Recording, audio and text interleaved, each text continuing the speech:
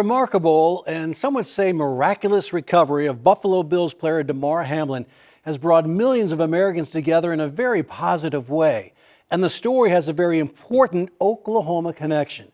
With Damar watching from his hospital bed, on the mend after suffering cardiac arrest on January 2nd in a game against Cincinnati, the Bills' first play since that terrible moment was a 96-yard opening kickoff touchdown returned by his teammate Nyheim Hines in last Sunday's win over New England. Hollywood could not have written a better script. And now Damar is back in Buffalo and continuing to improve. And none of it might have been possible without the help of an Oklahoman. Steve Shaw joins us now with that part of this uplifting story. Steve. Rich, like many others, I was tuned into Monday Night Football the night after New Year's. What could have been a life-ending tragic situation turned out to be something completely different. Our love for Damar and our gratitude. Please rise and show your support as only Bills Mafia can. It looked like a normal football play. Bills safety and Pittsburgh native Damar Hamlin hit Bengals receiver T. Higgins, who'd made a short catch midway through the first quarter. You train in your minds every day. 800 miles to the west, Oklahoma State Director of Sports Medicine, Dr. Valjean Ivan, was courtside at Gallagher-Iba Arena, keeping watch at a Cowboys West Virginia basketball game. What the cameras didn't catch was Midwest City High School, Oklahoma State graduate and assistant Buffalo Bills trainer Denny Hellington had sprung into action.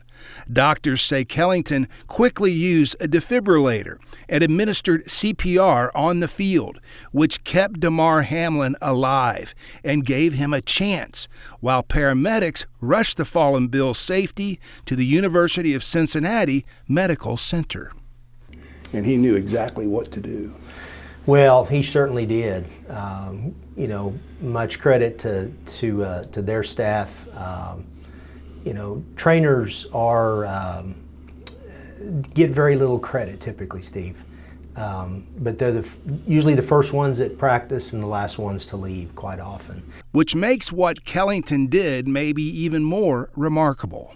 I will second that. The Bills training staff who was with him immediately recognized that this was not a run-of-the-mill injury and that they had a significant event on their hands, and immediately responded and got the emergency response team involved in his care.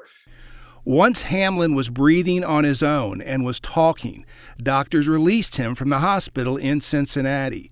He returned to Buffalo this past Monday, and then on Wednesday, Hamlin was discharged from Buffalo General Medical Center. Prompt recognition, very efficient in what they accomplished on the field. They can't be congratulated enough for their response. What happened to Damar Hamlin has happened before. In 1979, during training camp, star St. Louis Cardinals tight end J.V. Kane collapsed and died on the field after running a drill. And it's not just football. In February of 1990, after dunking the ball, Loyola Marymount star scorer Hank Gathers collapsed on the court and later died. Doctors said both athletes had an underlying heart issue. A collapsed athlete can happen in any sport, really. So you're always recognizing and mindful of those type of events that can occur. Kellington graduated from Oklahoma State in the year 2000. He's paid serious dues, both on the college level and in the NFL, where he's excelled for several years. We're not different than any other program. I mean, that's the nature of athletic training staffs. Their work ethic, their diligence, attention to detail, and how they have to go through things on a daily basis to be ready for any kind of an event that could happen at their practice or game.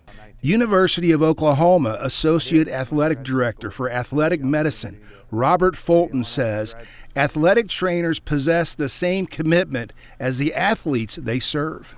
It's very important. It's just a matter of repetitions, just like practice, just like training, just like the teams go out and report and practice their skills. We have to do that so we're most prepared to respond in a timely manner.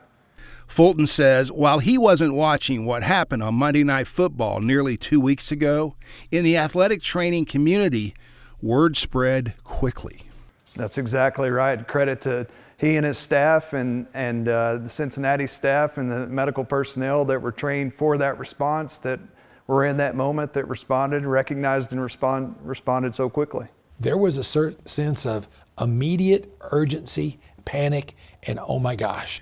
Mike Whaley is Associate Director of the Oklahoma Secondary School Activities Association. He was watching that Monday night. The OSSAA governs more than 480 schools around the Sooner State. We should be reminding our ADs and our coaches periodically, don't forget, this is where this is what's going on.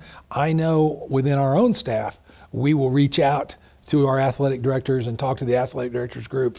I just got back from a national meeting on football rules in Indianapolis with the NFHS, but the first hour and a half of the first day was to talk about sports medicine.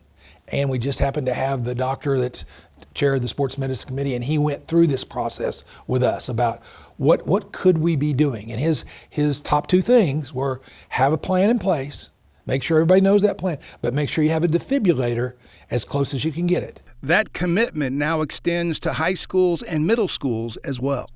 That brings us to retired Carl Albert High School head coach Gary Rose, who won 10 state titles at Carl Albert and had a stadium named after him. Bombers are all right. We were always rivals, but the Bombers have always been really, really good. He knew Denny Kellington back in the day, despite the rivalry between Midwest City and Carl Albert. Not surprised.